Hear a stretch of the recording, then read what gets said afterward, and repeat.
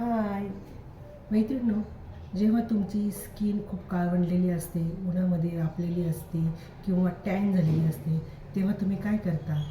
तर पार्लरमध्ये जाऊन तुम्ही ब्लीच करता किंवा डिटॅन करता.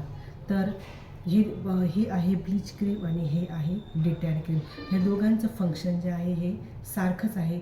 फक्त यामध्ये फरक काय आहे? तर यामुळे केमिकल प्रोसेस होते आणि ह्यामध्ये केमिकल प्रोसेस जास्त प्रमाणात होत नाही. तर हे आहे ब्लीच क्रीम.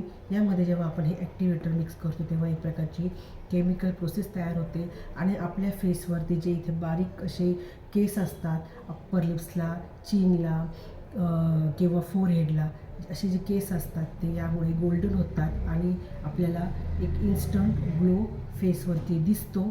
आणि यावर तुम्ही फेशियल केलं तर अजूनच छान रिझल्ट क्लायंटला मिळतो. परंतु काही क्लायंटची स्किन जी असते ती खूपच सेन्सिटिव्ह असते, त्यांना कुठल्याही प्रकारचे ब्लीच सूट होत नाही. त्याच्यासाठी दुसरा ऑप्शन म्हणजे हे डिटॅन क्रीम आहे. हे तुम्ही स्किनवरती अप्लाय केल्यानंतर तुमच्या फेसवरती जे हेअर्स आहेत ते गोल्डन होत नाही, परंतु टॅनिंग रिमूव्ह करण्याचं काम हे नक्कीच करतं.